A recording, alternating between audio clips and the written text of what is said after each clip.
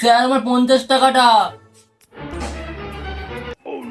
এই আজকে আমি তোদের কিছু কোশ্চেন করব, তোরা রেডি তো? স্যার দাড়ি কেটে ফেললেন কেন?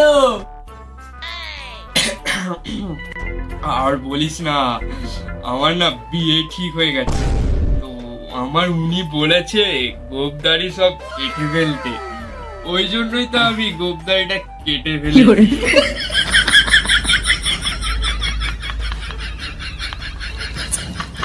অনেক কথা বলেছিস তোরা, এবার আমি গণিতের কোশ্চেন করব, তোরা অ্যানসার দে। বল দেখি 2+2 কত হয়? স্যার 44। স্যারও ভুল বলেছে, উত্তর 4 হবে। স্যার মানলেন কেন? আমি তো ঠিক উত্তর বলেছি। তুই যদি সব ঠিক বলিস তাহলে আমি এখানে পড়াচ্ছি কি জন্য, হ্যাঁ? আরে ফটকা, তুই এখানকার নিয়ম জানিস না? স্যার প্রথম কোশ্চেন করলে ভুল উত্তর দিতে হয়। ঠিক আছে, ওসব বাদ দে, পরের কোশ্চেনের অ্যান্সার দে। বল 77+33 কত হয়? আগের বার ঠিক উত্তর বলে মার খেয়েছি, এবার ভুল উত্তর বলি তাহলে মনে হয় বেঁচে যাব। স্যার উত্তর হবে 74। এদিকে আয়। স্যার এবার তো ভুল বললাম, আবার মারলেন কেন আমাকে? এতটাও ভুল বলতে বলিনি তোকে, অপদার্থ কোথাকার।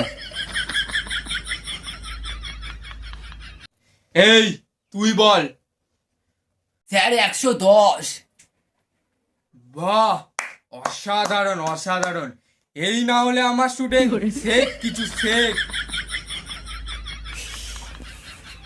আরে তুই এখানকার নিয়ম জানিস না? সেকেন্ড উত্তরটা ঠিকই বলতে হয়। কোথায় চলে এলাম আমি, সবই কেমন উল্টো পাল্টা।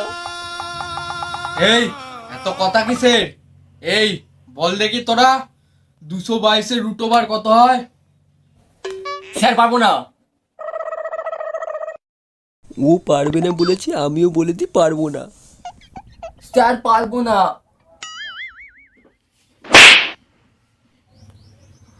স্যার বের মারলেন কেন? তোর দ্বারা কি আর হবে? তোর মতো নটছা স্টুডেন্টকে না এইভাবেই মারা উচিত। সারাদিন ফোন ঘাটবি, ফেসবুক করবি, ইনস্টাগ্রামে মেয়েদের পাছা দোলানো দেখবি, তোর দ্বারা কি আর পড়াশোনা হবে? 15 মিনিট হয়ে গেছে, আজকের মতো তোদের পড়া শেষ।